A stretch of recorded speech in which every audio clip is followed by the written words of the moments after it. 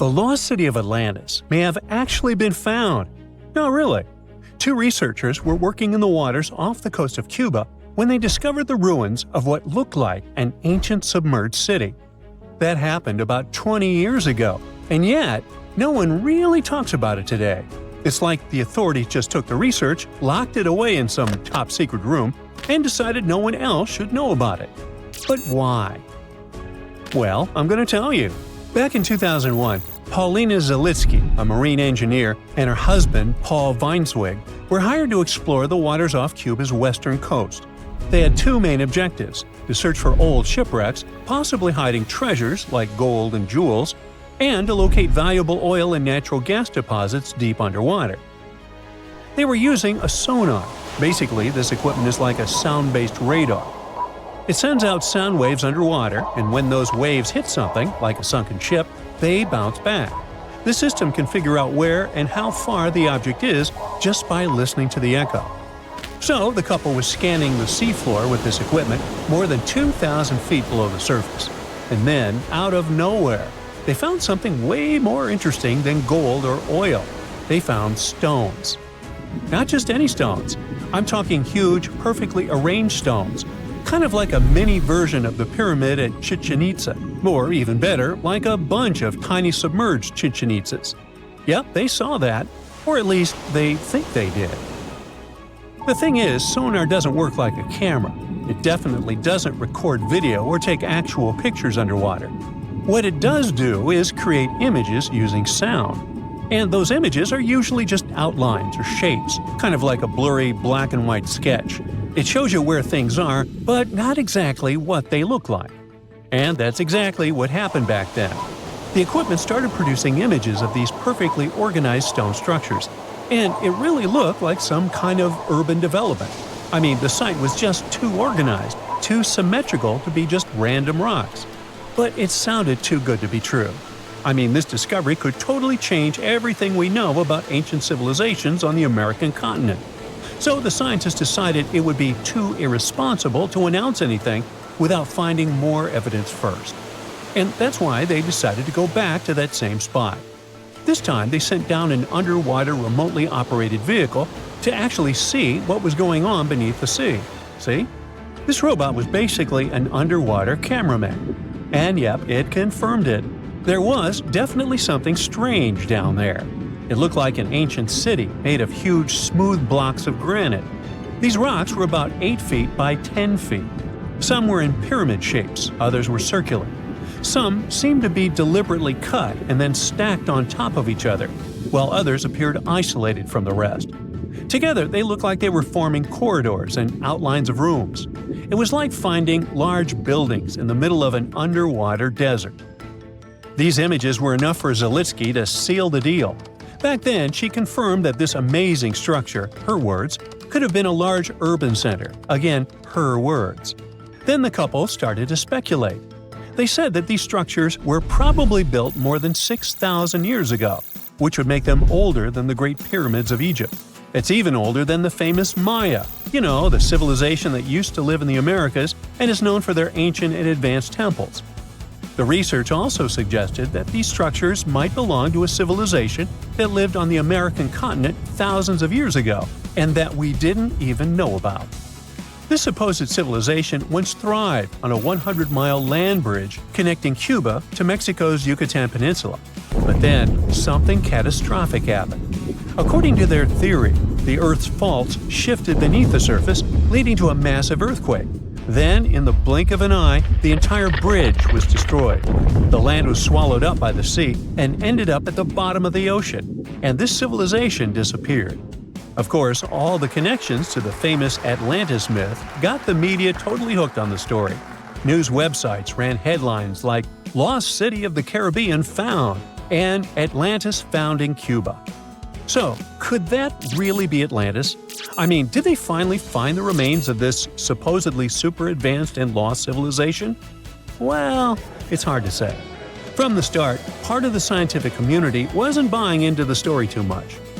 First, there's the issue of the date. Saying that this civilization existed at this spot at least 6,000 years ago just wasn't very credible.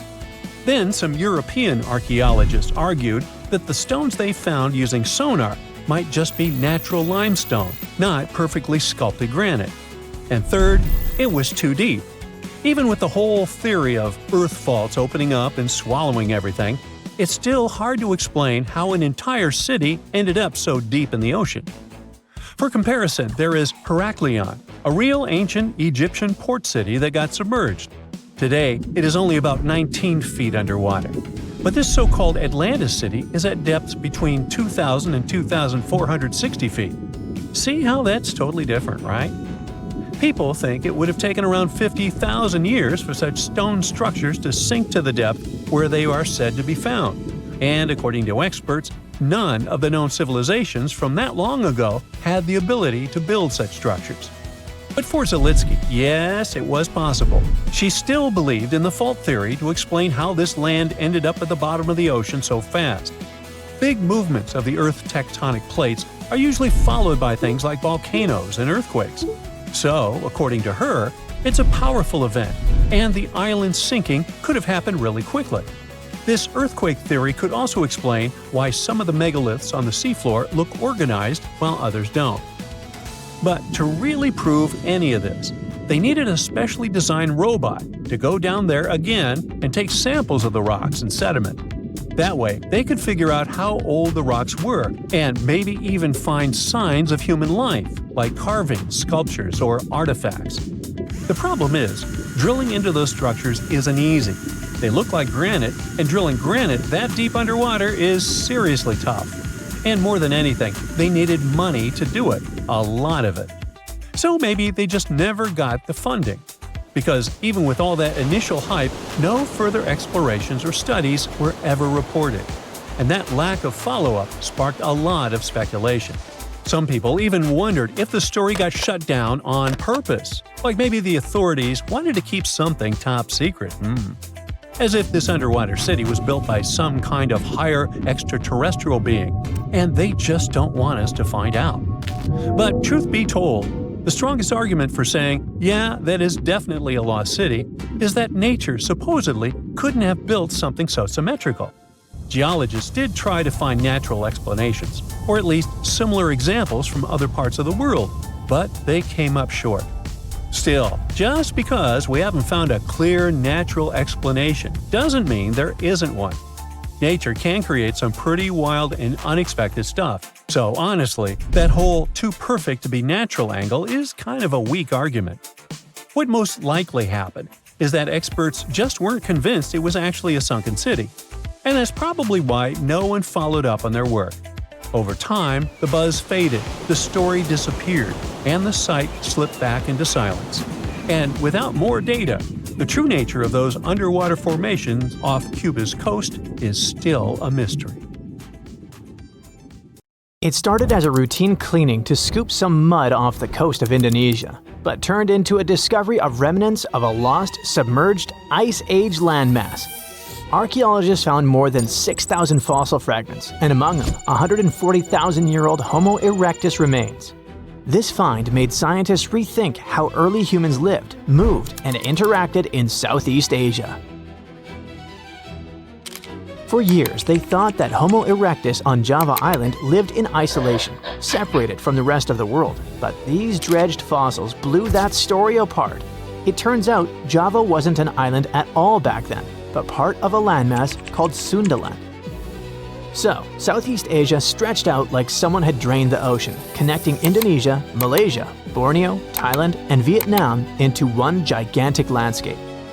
Today's islands of Java, Sumatra, Borneo, and Bali were connected by river systems that probably looked like the Amazon, by forests where giant animals roamed, and by coastal plains that would later sink beneath the ocean when temperatures went up.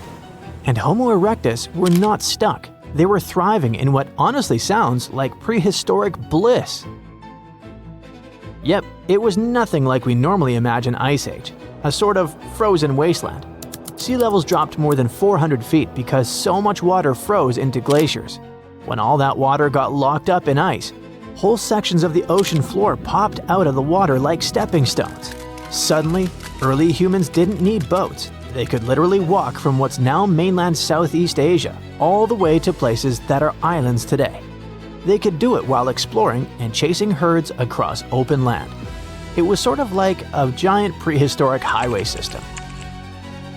That giant highway matters because it completely rewrites how early humans moved around. Instead of being trapped, Homo erectus had a whole continent to roam. They followed rivers, crossed valleys, and adapted to different environments the same way you learn shortcuts to the office or find new routes to your favorite coffee shop. And because everything was connected, animals wandered freely too. Tigers, elephants, supersized cows, and turtles the size of small cars. People followed these big animals. This among the fossils pulled from the Madura Strait, such as cut-marked turtle shells and cracked open bovid bones. When you see precise cut marks on bone, it means someone was deliberately carving meat off the bone with tools they made themselves. And cracked bones mean they were taking out marrow, which was like prehistoric energy gel, rich, fatty, and perfect when you need calories to survive. That's a level of planning and skill scientists didn't expect from Homo erectus. It pushes Homo erectus closer to species like early Homo sapiens and Denisovans when it comes to behavior. It means they weren't just surviving on scraps, they were actively pursuing animals, processing, and maybe even sharing food the same way later humans did. So if you imagine them as slow, hunched cavemen, forget that. These people were sharp. The techniques they used to process food look eerily similar to those used by other hominins. Not just Homo erectus, we're talking Homo floresiensis, Denisovans, and early Homo sapiens. That opens the door to the possibility that these groups didn't just exist side by side. They might have interacted. Maybe they traded ideas and copied techniques. Or maybe they even interbred or shared territories. All this makes Southeast Asia look not like a series of isolated islands, but like a buzzing human ecosystem, a place where different human species crossed paths. And here's the heartbreaking part. Everything we know about this place, everything humans built, lost, and discovered there is all underwater now. When the Ice Age ended, glaciers melted like forgotten ice cream cones on a hot sidewalk. Sea levels rose. Slowly, then quickly, rivers flooded, coastlines vanished. Entire human landscapes disappeared beneath the waves. Sundaland drowned over thousands of years, and the people who lived there either adapted or moved to higher ground. Archaeologists now try to interpret what these people did, how they lived, and how many human species walked that land. Every time they pull together bone or artifact from the seabed, we get one step closer to rewriting everything we thought we knew about early human migration. And the new discovery could mean that Southeast Asia may have been just as important to human evolution as Africa, the Middle East, or Europe. Looks like Sundaland wasn't a side quest, but a real mixing zone. A place where humanity experimented, adapted, learned, and evolved. Unexpected finds like this one in Indonesia keep popping up around the world and surprising scientists. Farmers in China were hoping to scoop up bat droppings for natural fertilizers inside a narrow limestone cave. But instead, they spotted pieces of fossilized bone that looked suspiciously like parts of a human skull. This skull turned out to be ridiculously old, around 300,000 years old. Scientists eventually named the fossil Maba 1. The discovery happened way back in 1958, but ever since then, nobody could agree on which ancient human species this skull belonged to. During the late Middle Pleistocene, the world was basically a crowded highway of different ancient human species wandering around. Or just maybe, Maba 1 came from a species we've never met before. The big issue was that researchers only found part of the skull, no jaw, no other bones. So it was like trying to solve a giant puzzle with half the pieces missing. For ages, scientists guessed it might be Neanderthal. But now they've used micro-CT scanning, which is like an X-ray superpower that lets you peek inside fossils without breaking them. That's when they noticed weird tube-like structures connecting parts of the brain case, something Neanderthals basically never had. The inside shape of the skull looked way more like Homo erectus, a much older human species. But even that wasn't a perfect match. The skull's size and shape were closer to modern humans and Neanderthals, and it showed traits Homo erectus usually didn't have. For example, it had a shorter forehead area and a thickened bregma, the meeting point between two skull bones. Maba 1 also had a strange dent on the forehead, almost like a bruise frozen in time. Whatever caused it, maybe a fall, maybe anemia, it happened while the person was alive, but there was no sign of infection, so that individual probably healed and kept living after whatever hit them. So Maba 1 doesn't match any known species perfectly, but it shares features with several and has a similar mystery fossil vibe as others found across Africa. In 1976, a famous paleontologist and her team found another human-like skull in Tanzania. That skull had features that looked surprisingly similar to Homo sapiens, even though it was unbelievably old. Scientists think it may be one of the earliest examples of our species ever discovered. That means this skull could help solve one of science's biggest questions. When exactly did Homo sapiens first show up? The sediment layer where that skull was found goes all the way back to the Middle Pleistocene. That's way earlier than what old textbooks used to claim about when modern humans appeared. And then there's the skull that turned up in Zambia's Broken Hill ore mine. Miners literally stumbled on it, plus a few other bones, completely by accident.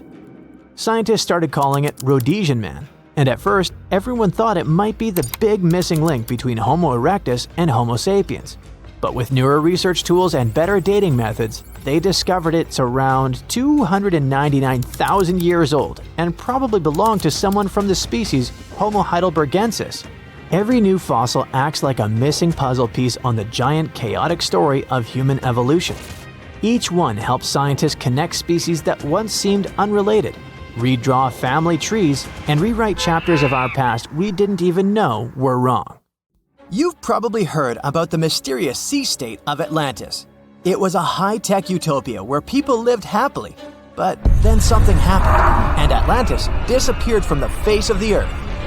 Many people believe that this city lies at the bottom of the Atlantic Ocean. But what if we've been looking in the wrong place all this time? What if it's somewhere different from where they're trying to find it? What if all this time Atlantis was in the middle of the Sahara Desert? Well, this unexpected theory has some evidence, but to study this version, you first need to understand what Atlantis was and how we got to know about it. The very first mention of the mysterious city was in 360 BCE. Ancient philosopher Plato wrote about Atlantis. His work, Dialogues, described Atlantis as a rich land with advanced technologies. Its inhabitants were powerful, intelligent, and beautiful, like superhumans.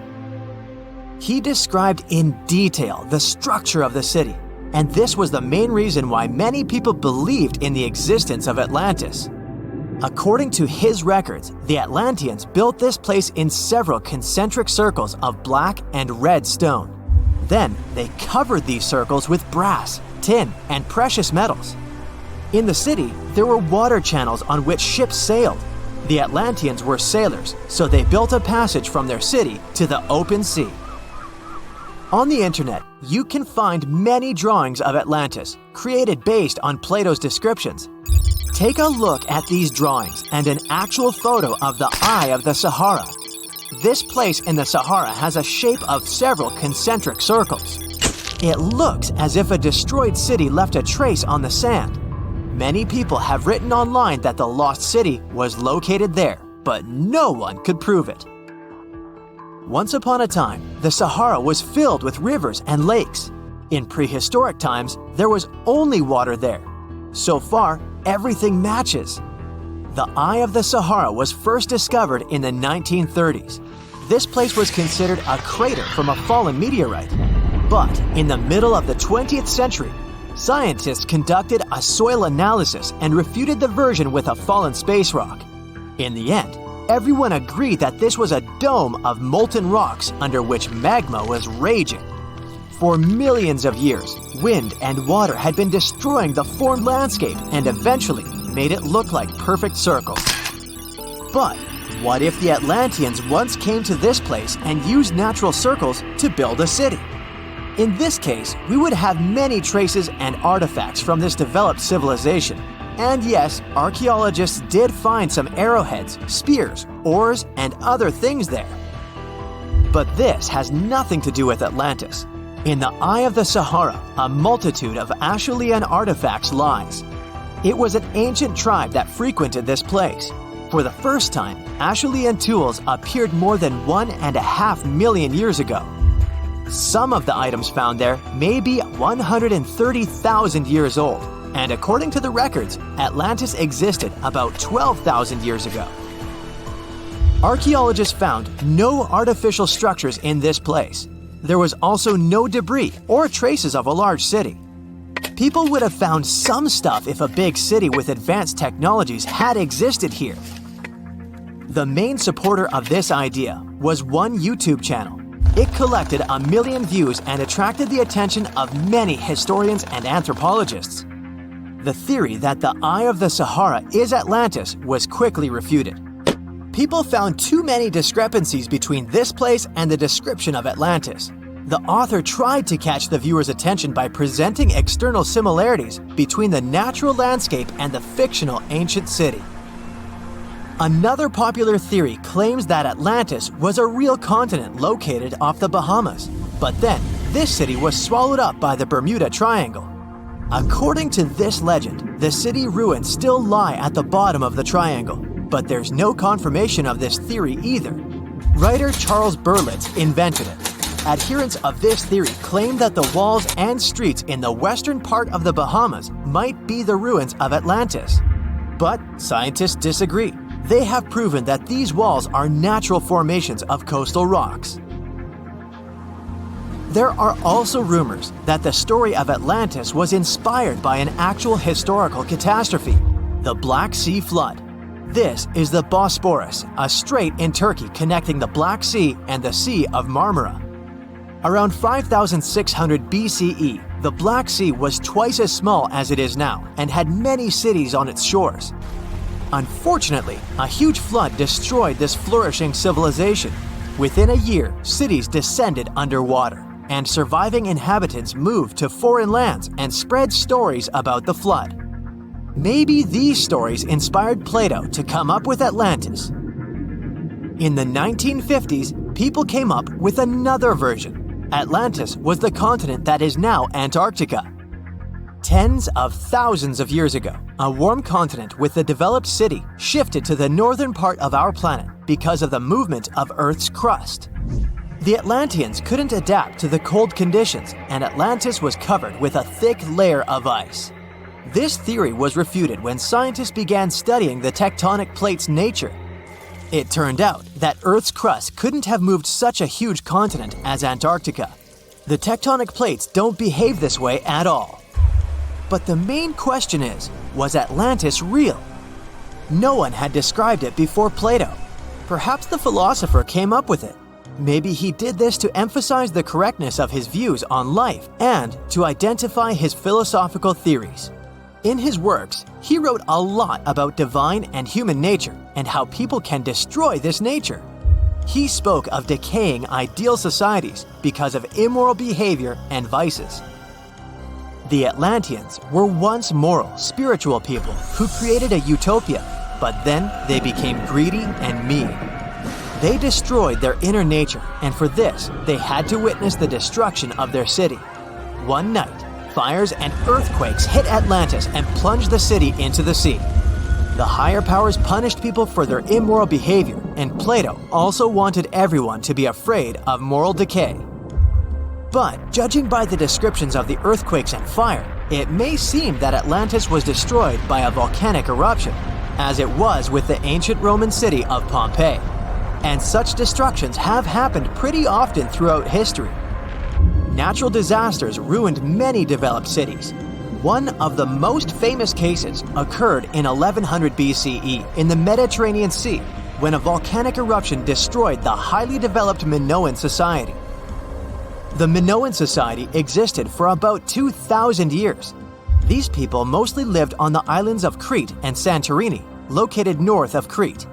The Minoans had beautiful houses, a sewage system, and a developed economy. they were engaged in agriculture, grew fruits and vegetables, painted frescoes, and made jewelry. They were the first people to found the thalassocracy, an empire based on the sea. They lived off of fishing, piracy, and maritime trade. At the time, they performed cruel rituals, and their way of life was far from moral. They were used to earthquakes on the island of Santorini, so they reinforced the walls of the city with wooden beams, but they didn't know what a volcanic eruption was. And when the sulfur smell appeared in the air, they didn't suspect the impending catastrophe. When the volcano spilled out tons of lava and ash, all the residents of Santorini abandoned their homes and tried to escape, but they couldn't. The eruption and earthquake triggered a tsunami. A large wave flooded the coastal part of the island of Crete. This hit the economy of the Minoans hard and destroyed their port harbor. Then, foreigners attacked Crete and finally destroyed the developed civilization. Some historians think that Plato could have referred to the Minoan Empire when describing Atlantis. Using their example, he showed how immoral actions could destroy people. Well, this eerie Lake Huron discovery may be that it possibly contains the remnants of an entire civilization. Whoa, wait, sounds like Atlantis, right? Well, not exactly. But if there really had been an ancient underwater civilization here, it must have been a pretty advanced one. Around 10,000 years ago, two sharp glassy flakes broke off a stone tool and landed on the ground unnoticed. They stayed buried there for thousands of years, until 2013. Then scientists pulled up a small chunk of mud, about the size of a milk carton, from the bottom of Lake Huron, 100 feet underwater. Inside the mud, they found those same two flakes made of obsidian, a shiny black volcanic glass that forms when lava cools quickly. After careful testing, they realized these flakes came from Central Oregon, which is quite a distance, about 2,500 miles away. They found this prehistoric Great Lakes site on the Alpena Amberley Ridge, an underwater landform that once connected what's now Michigan and Ontario. Back then, it was dry land. Early humans used it to build traps for animals like caribou as the Ice Age faded and the Great Lakes began to form. Now, obsidian was the high-tech material of ancient times. It's super sharp and perfect for making tools. If you study the flakes carefully, it's obvious that humans made them. You can see where they struck them and the feathered edges that come from being carefully chipped. That means people were not only crafting tools here, but they also had access to obsidian that came from incredibly far away. It was likely possible through a huge trade network that spanned across the continent. For over 100 years, people have guessed that ancient societies might have existed beneath the Great Lakes, but no one had proof. That's why work on this submerged archaeological site is so important. A team of researchers has been trying to learn more about the 10,000-year-old ruins and the civilization that left them behind for over a decade now. Lake Huron's icy water acted like a time capsule that helped preserve things for thousands of years. So far, researchers have found not only unique stone tools, but also ancient trees with roots still intact and underwater peat bogs that preserved seeds and leaves. It was like an Ice Age version of Pompeii, a scene frozen in time. These discoveries are also helping scientists create new technologies and ways to do underwater archaeology. They've engaged sonars, underwater robots, and divers so far. Now, it's pretty cool that the tools they found on the Alpena Amberley Ridge were way smaller than other tools from the same era found nearby. That might mean a different group of people lived here, and they had their own unique way of life. Even the peat bogs they found, which are about 9,500 years old, hold secrets. They're full of pine needles, seeds, and leaves that could reveal what the environment was like back then. Usually stuff like this breaks down quickly on land, but the cold freshwater preserved it. The Michigan team is working with scientists in Cambridge, England, to extract DNA from the remains. If it works, it could finally confirm what animals lived there, and maybe even more. There are still years of discovery on this prehistoric Great Lakes site ahead. Another famous submerged archaeological site is the lost city of Pavlo Petri. Archaeologists think it is the oldest sunken city in the world they've found and made official so far. Pavlopatri is around 5,000 years old. That means it existed even before the legendary Greek heroes in Homer's stories. Scientists first spotted it way back in 1904, and then mostly forgot about it until 1967, when Nicholas Fleming rediscovered it. He described it as a Bronze Age city now lying under about 10 to 13 feet of water. A year later, he returned with a team of scientists to study the ruins. Over 6 weeks, using just hand tapes and a basic grid, they managed to map out the city. They found that it covered almost 1,000 feet by 500 feet and had at least 15 buildings, courtyards, 5 streets, 2 tombs, and around 37 small stone graves.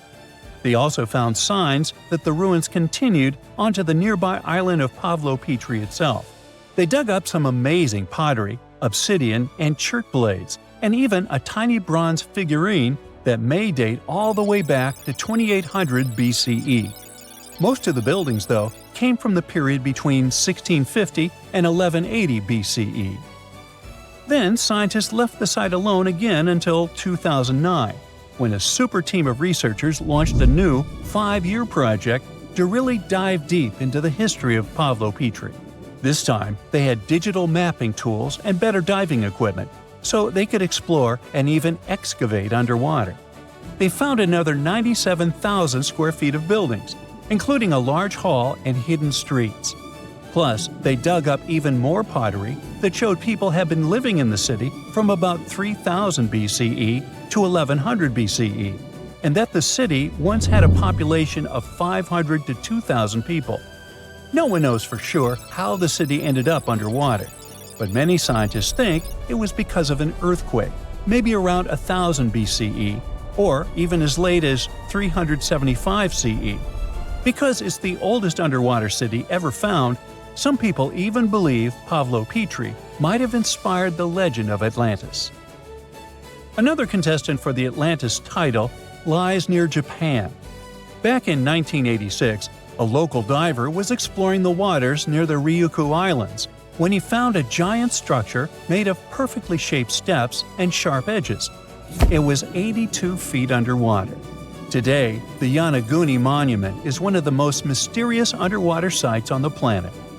The structure is nearly half a football field in size. It looks like a massive stone pyramid with layers of platforms and steps stacked one on top of another. No one really knows where it came from or who built it.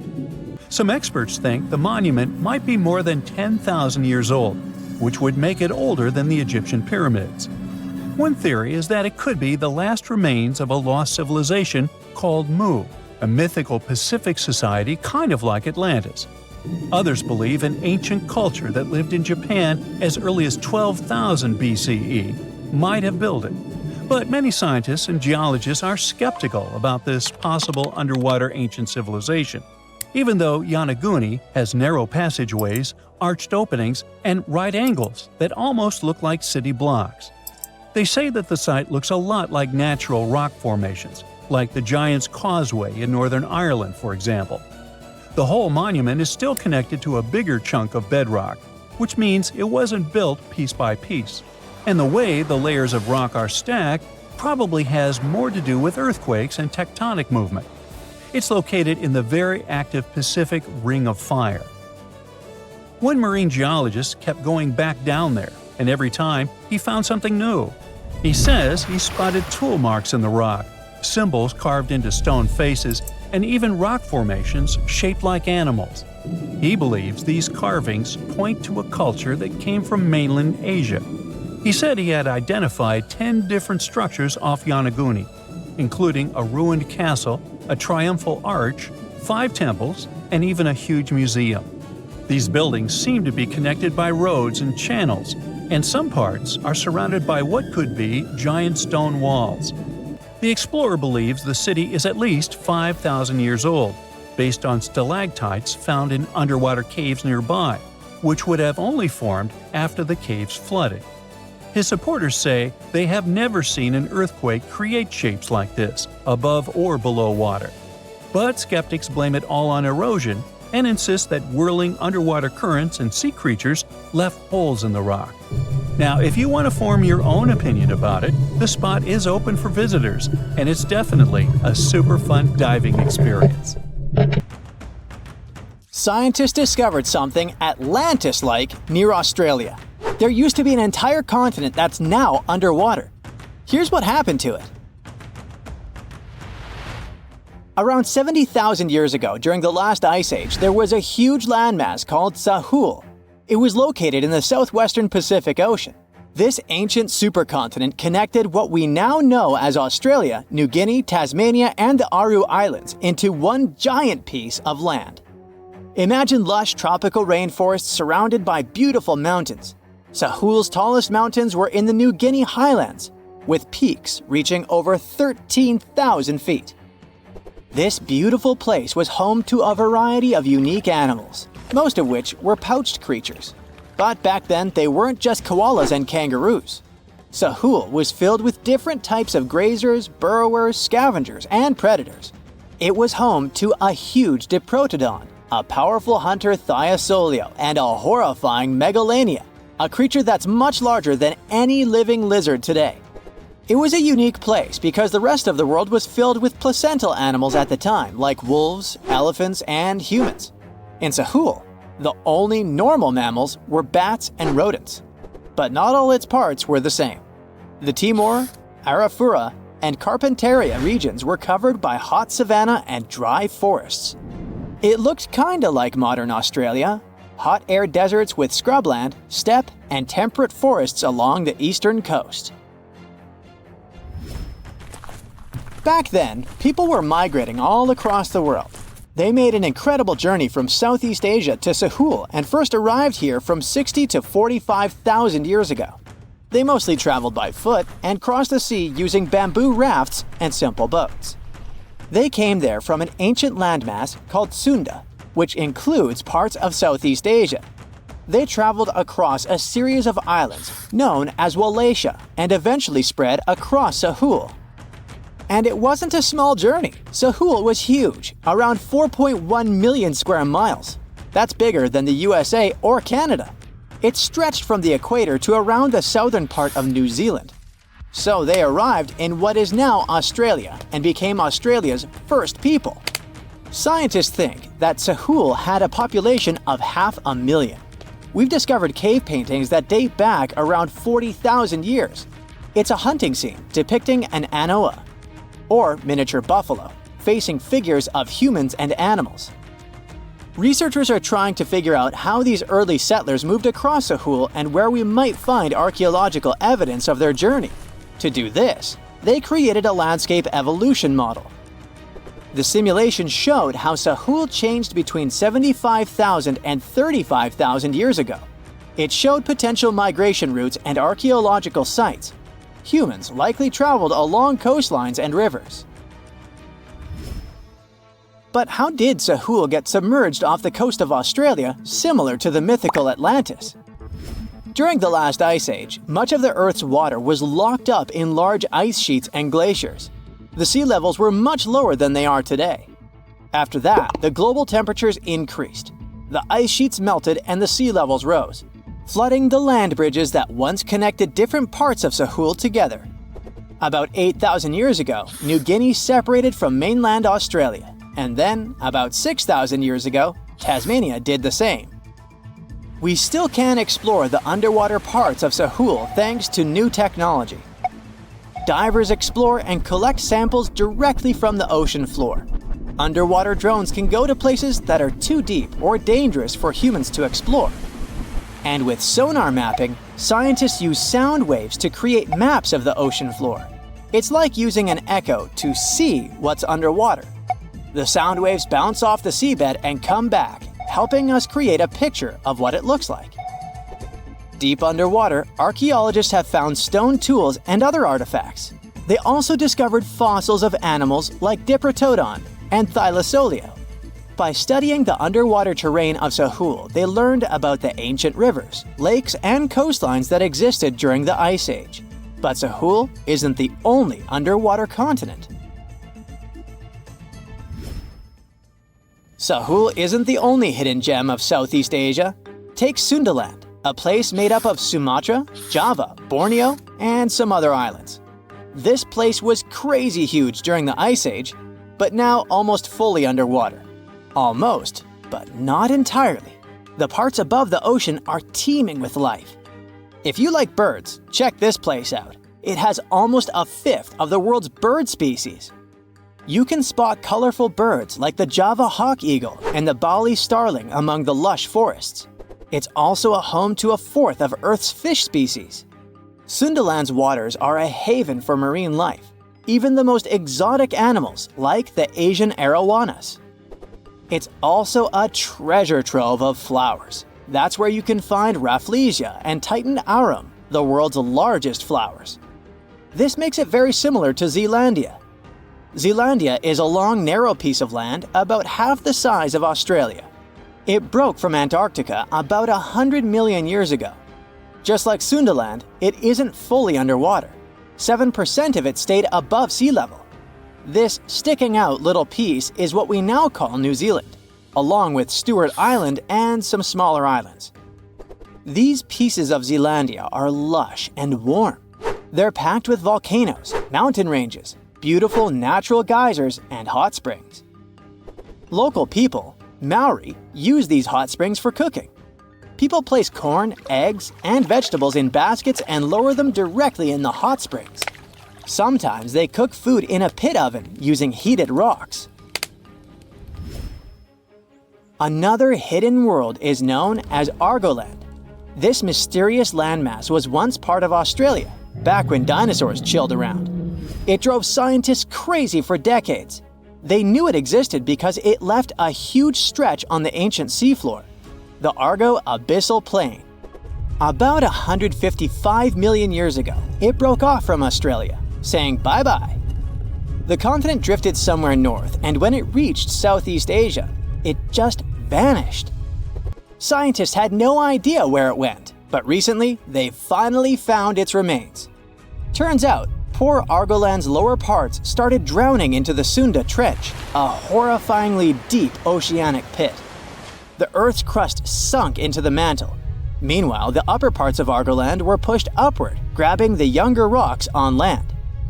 Because of this, Argoland broke apart into a bunch of smaller pieces. These pieces formed parts of Borneo, Java, Sulawesi, and other regions. The remains are buried under Indonesia and Myanmar. Imagine a colossal landmass the size of Greenland, Greater Adria. Its journey began about 240 million years ago when it broke away from the supercontinent Gondwana.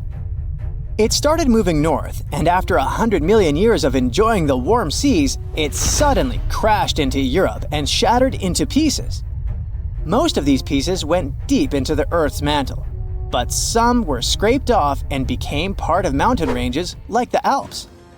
Today, the remnants of Greater Adria are scattered across more than 30 countries, from Spain to Iran. That's why they're hard to look for. Seychelles was also once part of Gondwana. Yep, these idyllic islands are sitting atop of the ancient continent. We know a lot about it because of its fascinating granite outcrops. 100 years ago, Alfred Wegener discovered continental drift, but no one believed him. These granite outcrops helped him prove that he's not crazy and that tectonic plates really are moving. The Seychelles broke off from India and Madagascar and eventually became a sad loner in the Indian Ocean. This probably happened because of some insanely active volcanoes in the Deccan Traps. But now, the islands are home to unique species both on land and in the coral reefs nearby. Mauritius broke off from India after the dinosaur wiping. Along its journey, it stretched into a long ribbon-like shape and also broke into pieces. Now it's all scattered beneath the Indian Ocean.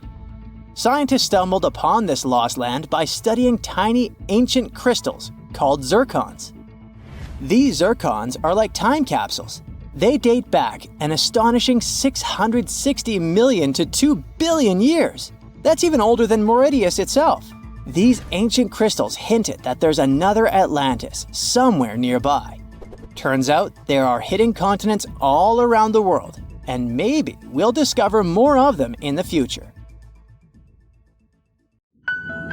Being afraid of the ocean is a very understandable fear. We have it in our genes. In the past, humans had to avoid certain dangerous situations, like big animals and deep bodies of water, in order to survive. Plus, we've only explored 5% of the oceans, so we never know what we can stumble upon there. In regular conditions, GoPro is just a camera. But if you find it lying at the bottom of a 400-foot pit in the middle of the Caribbean Sea, that will make your blood run cold. Now, I know 400 feet may not seem like much, but a person who is deep diving for fun usually can swim from 59 to 98 feet deep only, unless they're a professional diver. But say you made it to that pit and retrieved that GoPro. That would have still been fatal to you. In this specific hole where the camera was found, there would be a layer of hydrogen sulfide, a very dangerous and foul-smelling gas, at the mark of 300 feet. The gadget was 100 feet lower, alongside its owners, 2 long-lost explorers. To this day, very few people manage to dive this deep and go back unscraped. In fact, the deceased explorers were found only with the help of submarines. Now, you might be curious about the content of the GoPro. In stories like this, we expect proof of foul play or sinister footage. But the only thing found there were the images of happy times the explorers had during their trip. A sad ending to a vacay. Now, in deep waters, you can also find many species that seem to be otherworldly, but in a cute and interesting way, like the alien sponge. This fun little fella is a sponge first seen near the Mariana Trench in 2016. It's actually part of an ecosystem dubbed Forest of the Weird. Okay, this makes it sound a bit creepy. And what adds to the weirdness is the fact that the alien sponge had 2 little holes that resemble little eyes, so like it's peeking at you. Ah, another fun fact? The skeleton of this type of sponge is made of glass. And if you're afraid of cockroaches, I'll let you take a deep breath here. Ready? Cool. Because on the ocean floor, there are more than 20 different types of giant isopods, beetle lookalikes, that can be as big as 14 inches. Yikes! But fear not, these guys usually roam the ocean floor for food. So, unless you dive 7,000 feet, which we've just seen is not possible, you won't run into them. Now, despite the horror movie name, the bloody belly comb jelly is actually a fascinating creature you can also find in the ocean. They live in the twilight zone of the ocean, which is between 820 and 4,900 feet below sea level. Pretty far from where you usually soak your feet. But what's so cool about this jelly is its color. Because in the twilight zone, the light is very scarce. Many animals either emit a faint glow, like the anglerfish, or create a camouflage.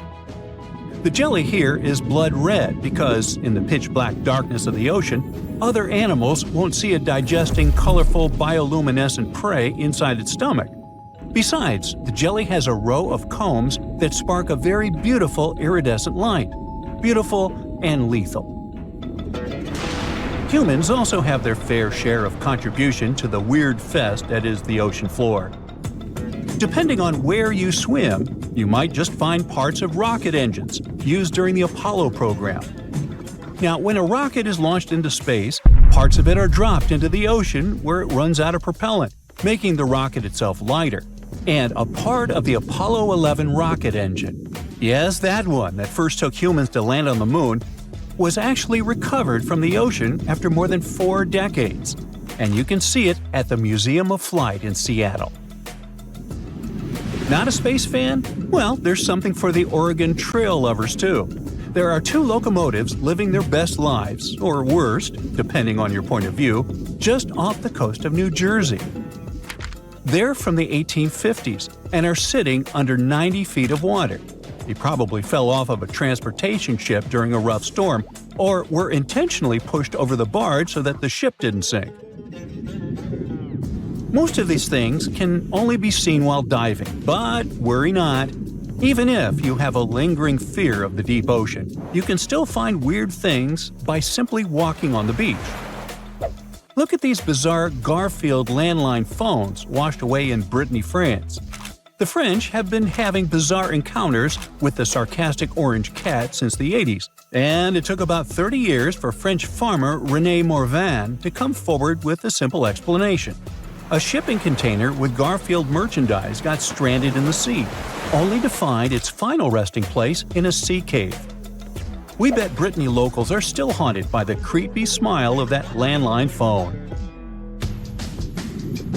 And just like a storm uncovered the Garfield secret stash, it also moved a few ships that sank more than 600 years ago. But this is not a simple Titanic story.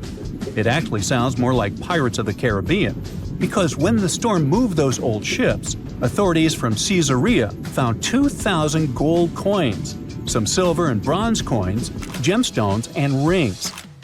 It was a bigger treasure than a dragon could hoard. But don't get your hopes up. Even though most of the underwater archaeological zones in this region are open to divers, these treasures are safely tucked away in a museum. Speaking of pirates, and I was, another weird thing you can find chillin' in the ocean is the pirate city of Port Royal, Jamaica. In 1692, the city was devastated by an earthquake, followed by a tsunami.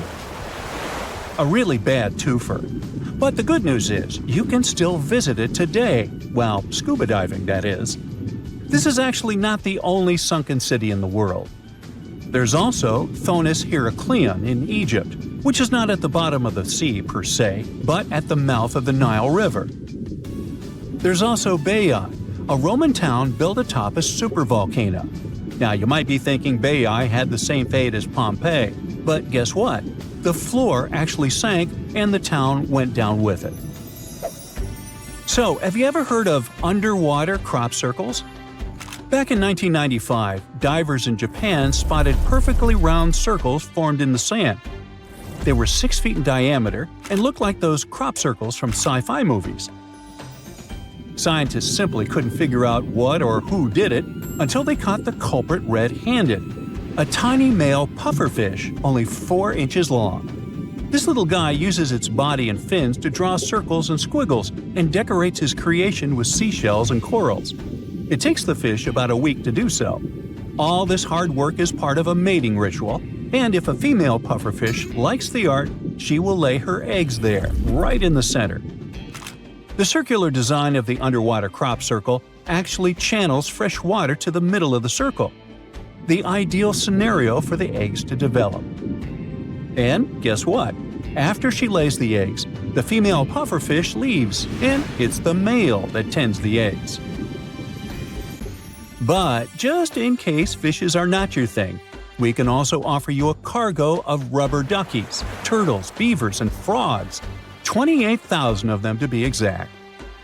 These bath toys were traveling from China to the US, but much like our friend Garfield, were caught in a storm in 1992.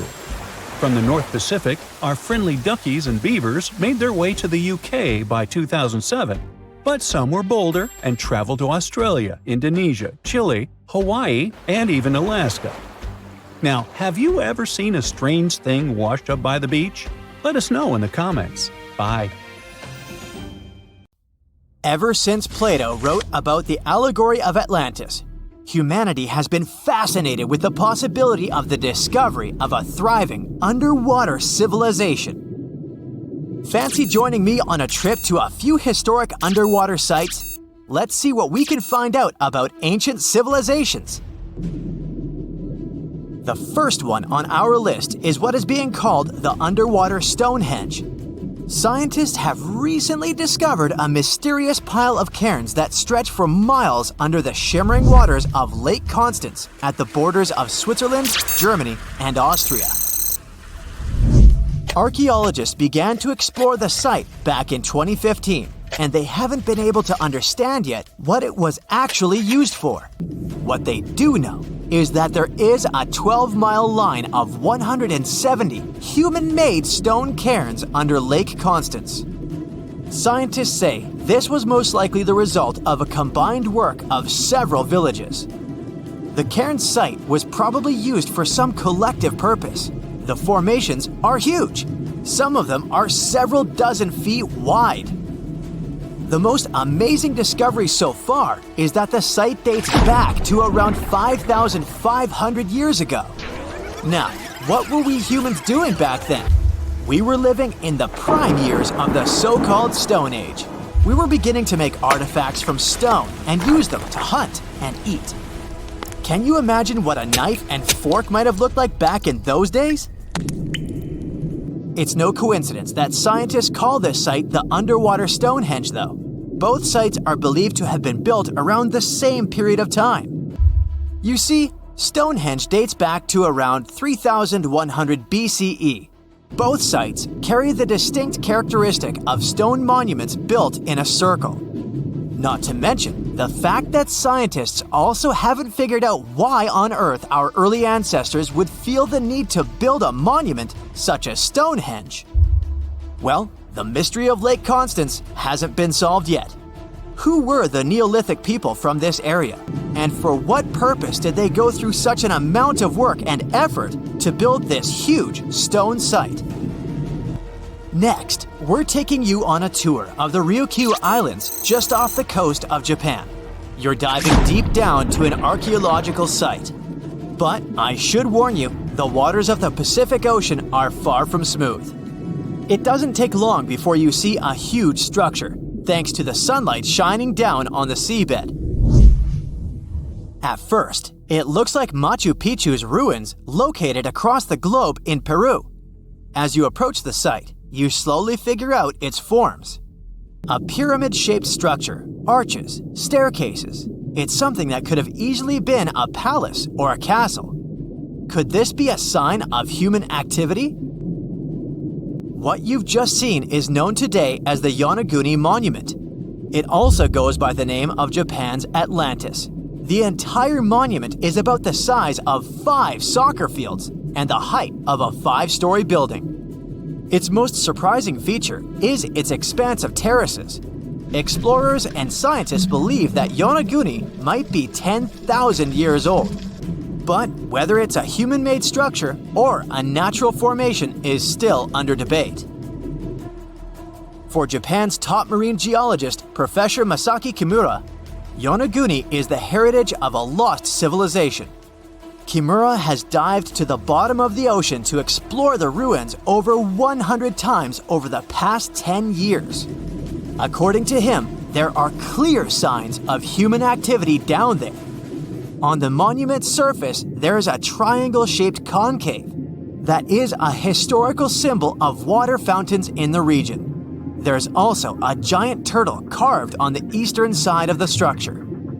And, according to Kimura, turtles have an important cultural meaning. Several pieces of stone tools have been recovered from the site. Their estimated age is around 10,000 years. However, not all scientists support this theory. For many, Yonaguni is the result of thousands of years of erosion. The fact that the monument is composed of one massive rock leads them to believe it's not human-made. The defined edges and flat surfaces resemble a natural formation in Northern Ireland, known as the Giant's Causeway. The basalt columns look like the ruins of a palace, but they're actually the result of volcanic activity in the region.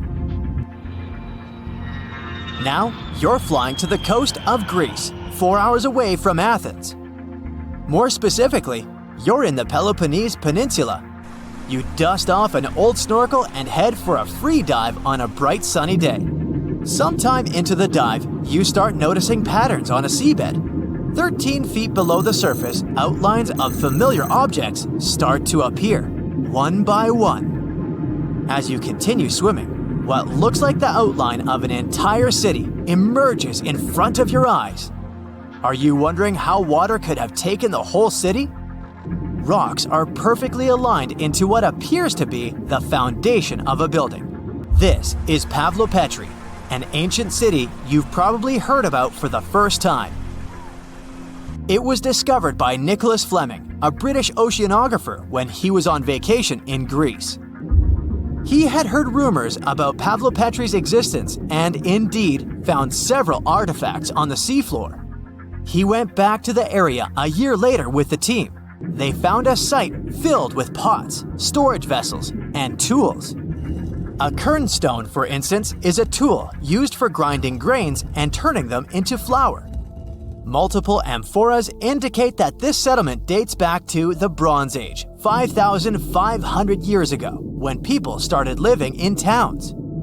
The settlement is believed to have existed for over 2,400 years.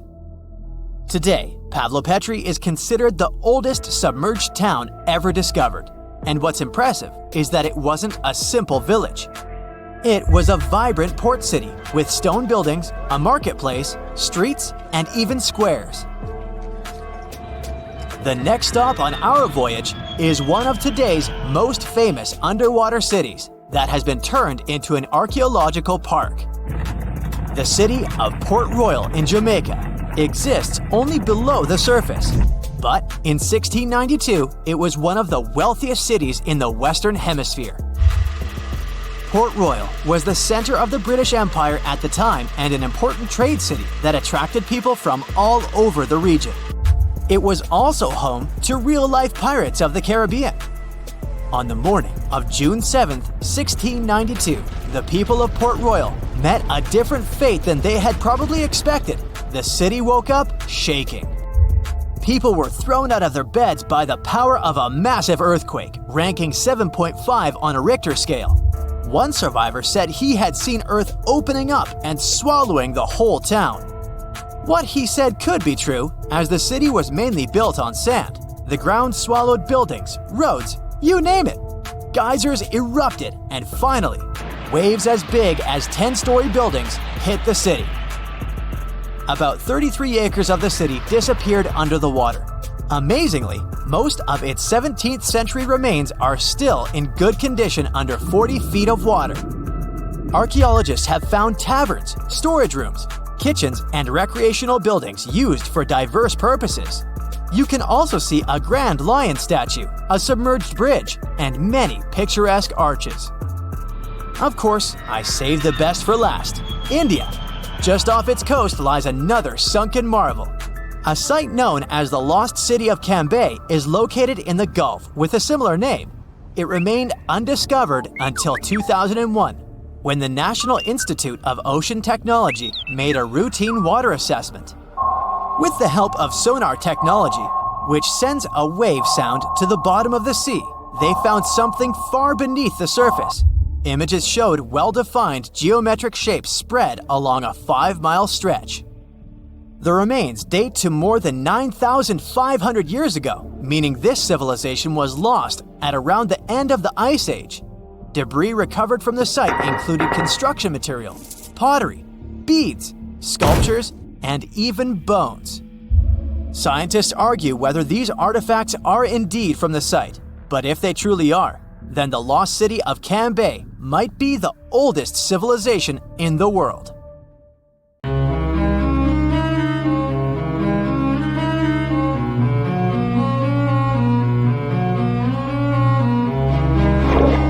Question for you. Do you think Atlantis could be real? It remains as one of history's greatest mysteries. The legend began with Plato, all the way back in ancient Greece. The tale of a civilization that formed and prospered before our own. Atlantis was supposedly a highly technological society, much like the Mayans. But, as the legend says, due to the people's greed, they were punished by a flood that destroyed and submerged their cities. Different theories try to guess Atlantis' location. Some say it was in the Mediterranean Sea. Some say it's beneath the Bermuda Triangle. But, as science has shown us, Atlantis may be only an allegory for humankind. Today, you'll discover several amazing underwater cities that you have never heard of. They existed indeed and are not just a myth. We're taking you on an excursion to the underwater city of Baia, which is on the coast of Italy. Known as the Las Vegas of the Roman Empire, Baia was a resort city. The Roman elite traveled there for recreation. Imagine an open-air spa. That was Baia. You can visit the submerged town by scuba diving and get close to that perfectly preserved, magnificent Roman sculpture, a true underwater wonder. You can spot the crumbled temples and buildings through glass-bottom boats. This is a moss-covered museum in Claudio's Nymphaeum. To your left, you can see a collection of classical Greek statues. Swimming down the Via Herculeana, you'll arrive at Villa Aprotio. Villas are Italian-style houses, and here you can admire their original marble floors. Notice the black and white patterns and the astounding shapes they make. Next, you'll arrive at Portus Julius. Can you see the collapsing wall structures at the bottom of the seafloor? You'll see well-preserved columns and limestone floors. Behold the ruins of the thermal baths of Lacus. The remaining multicolored mosaics are something great to see. You'll see their orange, blue, and green tiles if you get close enough. At Pisoni's Villa Pila, you'll see 25 preserved Roman pillars. Notice the arches, the frescoes nearby, and the magnitude of this well-kept treasure. The city was located over natural volcanic vents, so there were hot springs to be used at will. People went there looking to have an excellent time. And when I say people, I mean some of the great Roman emperors we learn about in school: Nero, Cicero, Caesar. But around the 8th century, the city was sacked and the luxurious town was abandoned. Slowly, the water level rose and the city started to drown. You are on a summer vacation off the coast of Greece, 4 hours outside of Athens, in the Peloponnese Peninsula on Pavlo Petri. You dust off your snorkel and head for a free dive on a bright sunny day. Sometime into the dive, you start noticing patterns on the seabed. 13 feet below the surface, the outline of familiar objects starts to appear, one by one. As you continue swimming, what looks like the outline of an entire city emerges before your eyes. You wonder, how could water have taken the whole city? Rocks are perfectly aligned into what appears to be the foundation of a building. Nicholas Fleming, a British oceanographer on vacation in Greece, was the person that discovered Pavlo Petri. He was documenting the seafloor artifacts. The team found the site filled with pots, storage vessels, and tools. A quern stone, for instance, is a tool used for grinding grains and turning them into flour. Multiple amphoras, which were found then, indicate that this settlement dated back to the Bronze Age, 5,500 years ago, when people started living in towns. The settlement is believed to have lasted for over 2,400 years. Pavlo Petri is considered today the oldest submerged town yet found, and it's impressive that it wasn't a simple village. It was a vibrant port city with stone-built buildings, a marketplace, streets, and even squares. Let's continue our exploration and find secrets in other underwater cities. You are diving off the coast of the Ryukyu Islands. Pacific waters are far from smooth. There's a strong current pulling you into the deep sea. Suddenly, you see a huge structure thanks to the sunlight shining down on the seabed. At first, it looks like Machu Picchu's ruins across the globe in Peru. As you approach it, you slowly figure out its form. A pyramid-shaped structure, arches, staircases. It's something that could have easily been a palace or castle. Could this also be a sign of human activity? What you just saw is known today as the Yonaguni Monument. It also goes by the name of Japan's Atlantis. The entire monument is about the size of 5 football fields and the height of a 5-story building. Its most surprising feature is its expansive terraces that host large crowd gatherings. Explorers and scientists believe that Yonaguni dates back to 10,000 years ago. But whether it is a man-made structure or a natural formation is still under debate. For Japan's top marine geologist, Professor Masaki Kimura, Yonaguni is the heritage of a lost civilization. Kimura has dived into exploring the ruins over 100 times over the past 10 years. According to him, there are clear signs of human activity down there. The Triangle Pool, located on the monument's surface, is a triangle-shaped concave that is a historical symbol of water fountains in the region. There is also a giant turtle carved on the eastern side of the structure. And according to Kimura, turtles have an important cultural meaning. Several pieces of stone tools have been recovered from the site. Their estimated age dates back to 10,000 years ago. However, not all scientists are convinced of the same. For many, Yonaguni is the result of thousands of years of erosion. The fact that the monument is composed of one massive rock leads them to believe that it is not human-made. The defined edges and flat surfaces resemble a natural formation occurrence in Northern Ireland, known as Giant's Causeway. A series of interlocking basalt columns look like the ruins of a palace, but they were the result of volcanic activity in the region. Well, stay tuned for more underwater discoveries. The next stop on our voyage is one of today's most famous underwater cities that has turned into an underwater archaeological park. The city of Port Royal in Jamaica exists today only below the surface. But in 1692, it was one of the wealthiest cities in the Western Hemisphere. Port Royal was the center of the British Empire at the time, and an important trade city that attracted people from all over. It was also home to real-life pirates of the Caribbean. On the morning of June 7, 1692, the people of Port Royal met a different fate than they probably expected. The bars and restaurants beaming with life woke up shaking. People were taken out of bed with the power of a massive earthquake, estimated today at 7.5 on the Richter scale. One survivor says he saw the earth opening up and swallowing the town whole. What he said could be true, as the city was mainly built over sand. The ground sucked buildings, roads, and everyone above. Geysers erupted, and finally, waves as big as 10-story-high buildings hit the city. About 33 acres of the city disappeared underwater, and amazingly, most of its 17th century remains lie in good condition under 40 feet of water. In the ruins, archaeologists have found taverns, storage rooms, kitchens, and recreational buildings used for diverse purposes.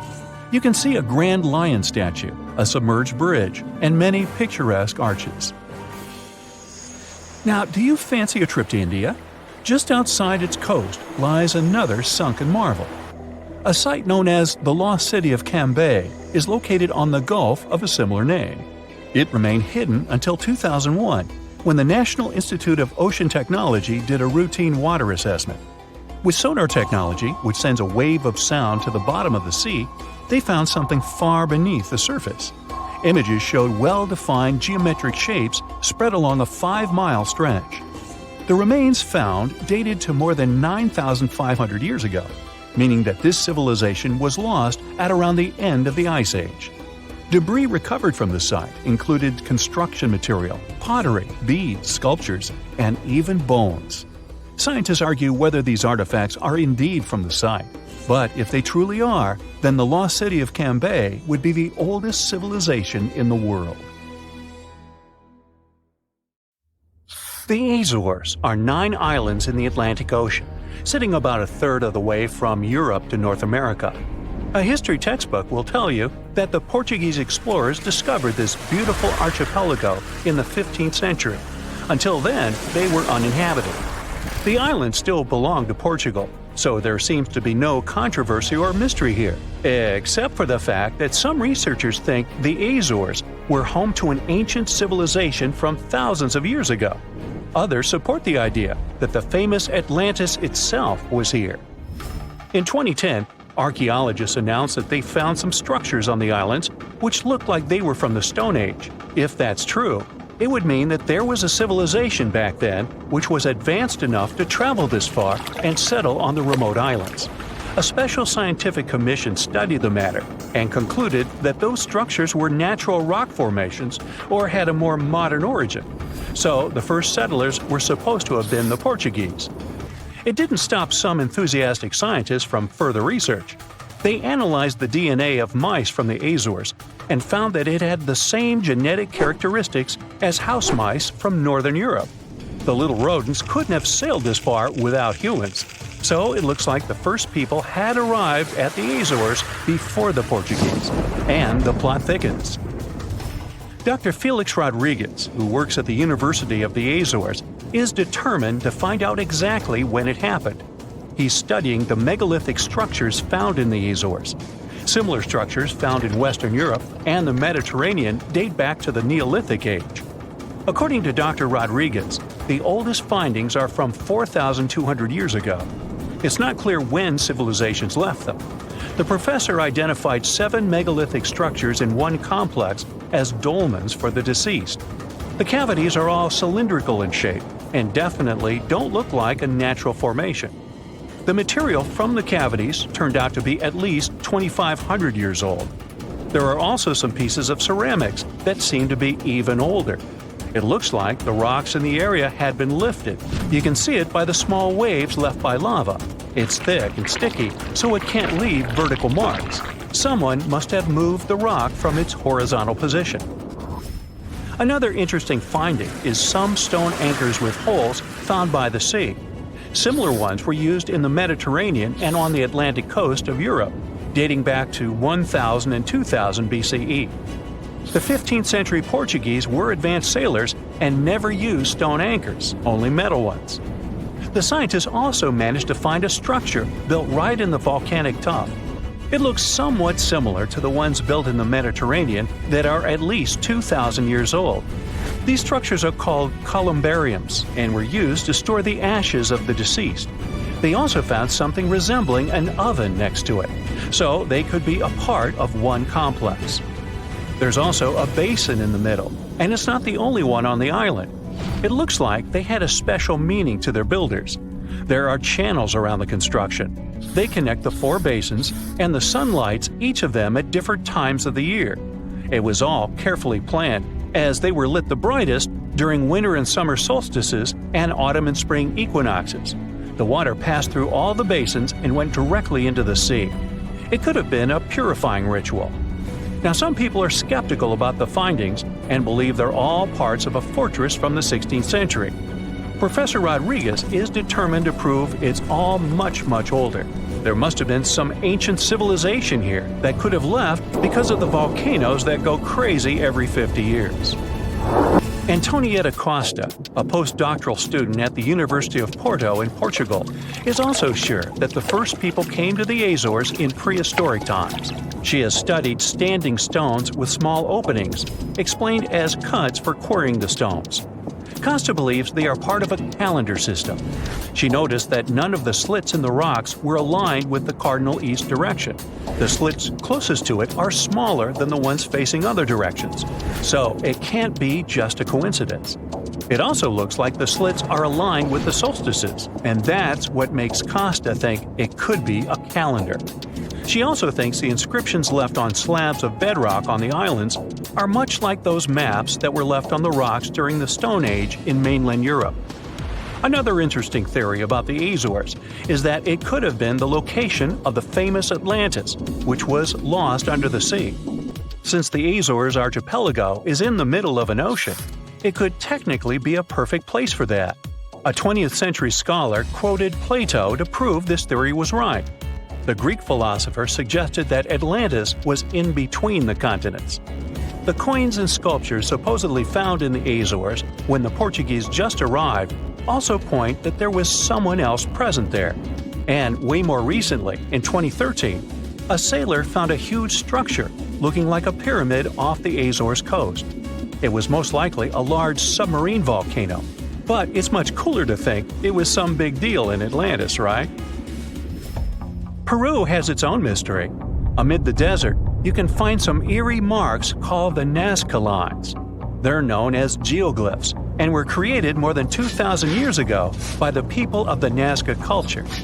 Thanks to a dry climate and strong winds in the desert, most of the Nazca lines have reached our day. To create them, Nazca people removed the top layer of the pebbles and revealed the soil beneath the ground. The color of the soil changes from reddish-brown to yellowish-gray, so the lines always look different. Most of the geoglyphs depict plants and animals. You can clearly see a monkey, a whale, a condor, a hummingbird, a spider, various flowers, trees, and other plants. There are also some geometric shapes, such as triangles, trapezoids, and spirals. Since they were discovered in the 1920s, scientists have offered different explanations for the lines. Some say that in Nazca culture, people ascribe special significance to these motifs, so they probably created these shapes for deities in the sky to see. Others believe they were a sort of astronomical calendar, and animal sketches were modeled after groups of stars. This theory was proved wrong, so the purpose of the lines remains a mystery. Another place that leaves many questions is Nimrut Mountain in Turkey. This mountain has a complex of monuments with temples and tombs. It was built by the Kingdom of Commagene, which ruled here around the 1st century BCE. There are statues of King Antiochus, 2 lions, 2 eagles, Zeus, Hercules, and Apollo. Archaeologists found the ruins of this complex at the end of the 19th century. They thought it had been built by the Assyrians. Then, some of the most famous scientists of the time came here and found an inscription in Greek. It had details about the sculptures and the names of important members of the Commagene royal family. It looked like it had been put there for future visitors. The scientists established that the statues used to be full-size figures. Changes in temperature, strong winds, snow, and the bright sun didn't leave them a chance to last in all their original glory. Plus, the complex is in an earthquake zone. So all you can see now is mostly the heads of the statues. They look incredibly complex and large for their time. The biggest question is, how did the people who lived thousands of years ago manage to create such huge sculptures on top of the mountain? It's obvious that they worked on shaping the limestone blocks up there and not on the ground. So, stay tuned, we'll keep an eye on this. Now, the Mariana Trench is the deepest and probably the most enigmatic place on Earth, whatever that means. Bizarre creatures, such as deep-sea anglerfish, frilled and goblin sharks, barrel-eyed fish, hatchetfish, live in a crescent-shaped trench in the western Pacific. Just 3 people have ever descended down the Challenger Deep in the southern end of the Mariana Trench. There, at a depth of almost 11,000 feet, vents are bubbling up carbon dioxide and liquid sulfur. Mud volcanoes erupt under the pressure 1,000 times greater than at the surface. And so, it's no place I want to go. So bye! Get back in there. Alright, since you clicked, yeah, you're about to visit places no less mysterious and creepy than the Mariana Trench. Your first stop is Mexico, the Yucatan Peninsula to be precise. See those bottomless sinkholes filled with crystal clear water? It's fresh water that overlies salt water seeping from the sea. The sinkholes are called cenotes. The Mayans believed these natural wells were the gateways to the underworld. Thousands of cenotes, created by collapsed limestone bedrock, form one of the world's longest underwater cave systems. You can easily get lost in this tangled, mysterious network. Now it's time to visit the Caribbean. There, you'll get to a depth of almost 8,000 feet to see the Van Dam vent field. The hydrothermal vents fire out streams of muddy, scalding water with a temperature reaching 400 degrees Fahrenheit. That's almost enough to bake a pizza. These mounds are made of talc, a substance you can find in baby powder. The Van Dam vent field is an oasis for odd species. One of those is kind of a creepy shrimp without eyes. Instead, they're equipped with patches of light-sensitive cells on their backs. Now, you don't have to travel far away. The next enigma on your list is also in the Caribbean. Just off the coast of Belize, there is a giant sinkhole. It's also blue. Yep, that's the Great Blue Hole. The thing is about 1,000 feet across and more than 400 feet deep. Once, a long time ago, this hole was a cave until rising waters filled it, making it collapse in on itself. The deeper you descend into the Great Hole's crystalline waters, the darker it becomes. You see tons of stalactite-filled caves, but don't even try to enter them unless you want to get hopelessly lost. Once you reach a depth of 50 feet, you notice the water shimmer. That's the invisible line dividing the sinkhole's salty top from the freshwater abyss. Time to get out of there. Who knows what you might come across in the murky depths? Your next destination is off the Pacific Northwest coast.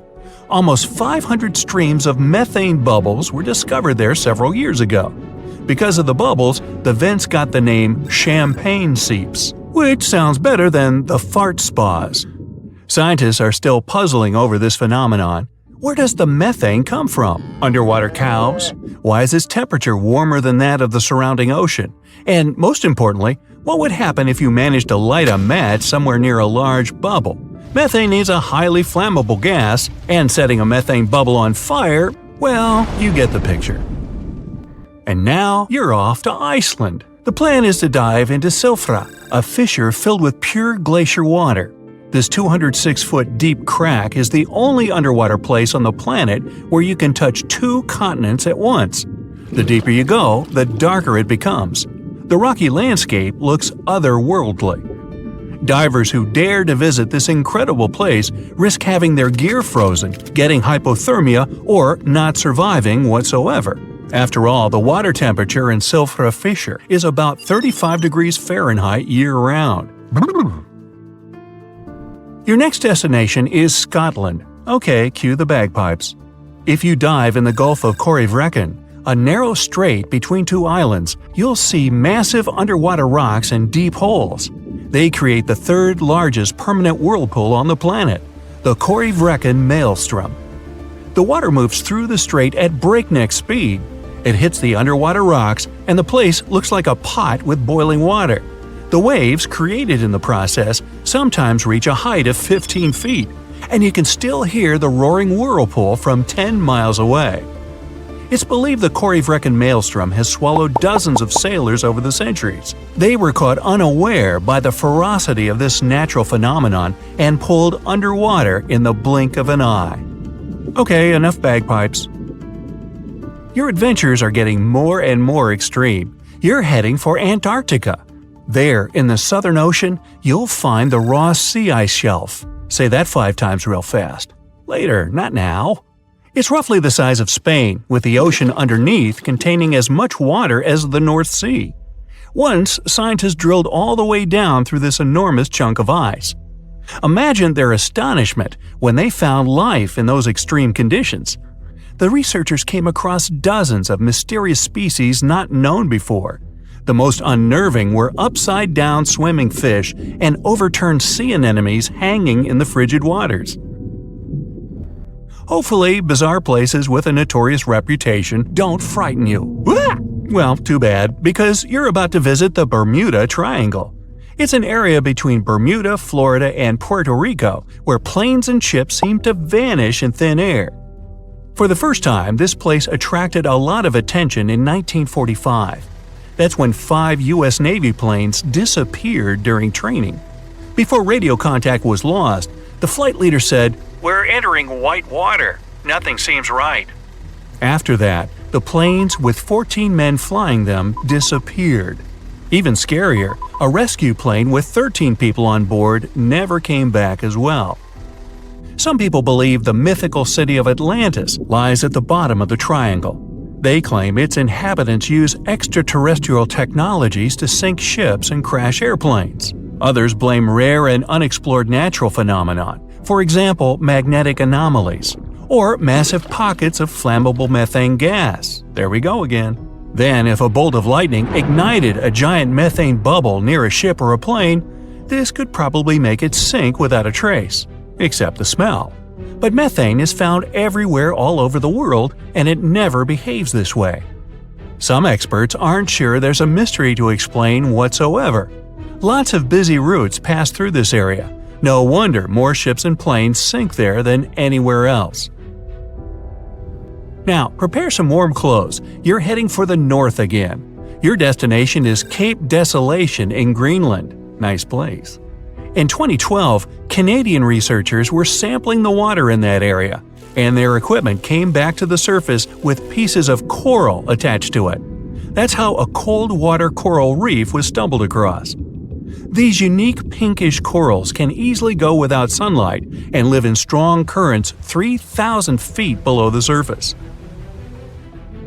Another unique spot you can't miss lies between Greenland and Siberia. The Gakkel Ridge is the deepest and most remote portion of the global mid-ocean ridge system. In some places, it reaches the depth of more than 3 miles. It's only natural the darkest corners of this underwater world remain unexplored. Fascinating chemical reactions happening at the bottom of the ridge produce hot fluids rich in minerals. They spew, like freshmen at a rush party, from seafloor vents. And since these vents are isolated from the rest of the ocean, they're hot spots for bizarre creatures found nowhere else in the world. Your next stop is just off the coast of Cuba. Circular columns, paved floors, symmetrical stone structures. That's what the Cuban underwater city looks like. What happened there? Why was a large city abandoned at a depth of more than 2,000 feet? Lots of people believe those are the ruins of a long-forgotten civilization. But scientists have their doubts. They claim the lost city is nothing but a natural phenomenon that appeared about 5 million years ago. The disc and donut structures often appear around the areas of the seafloor where natural gases break free. Again with the gases. When you come to visit the Sargasso Sea in the middle of the North Atlantic Ocean, you won't find its shores. Instead, it's surrounded by powerful ocean currents.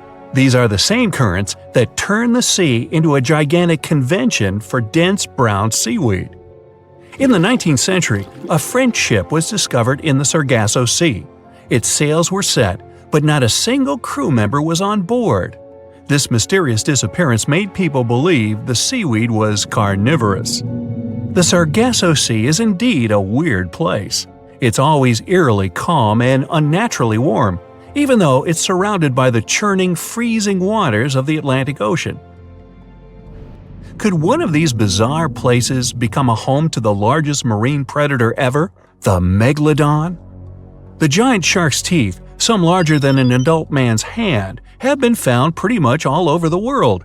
But since these creatures preferred warm, shallow waters, they lived along the coastlines of all continents except Antarctica. In other words, it'd be a waste of time to search for the giant predator in the depths of the Mariana Trench, in Greenland, or in Mexican cenotes. But then, could it choose the waters of the Caribbean to hide from the hustle and bustle of the modern world? Don't get your hopes up. There's been no proof the megalodon does exist these days. It wasn't a shy, elusive animal, and still, no one has seen this shark lurking around recently. Not even near the fart spas.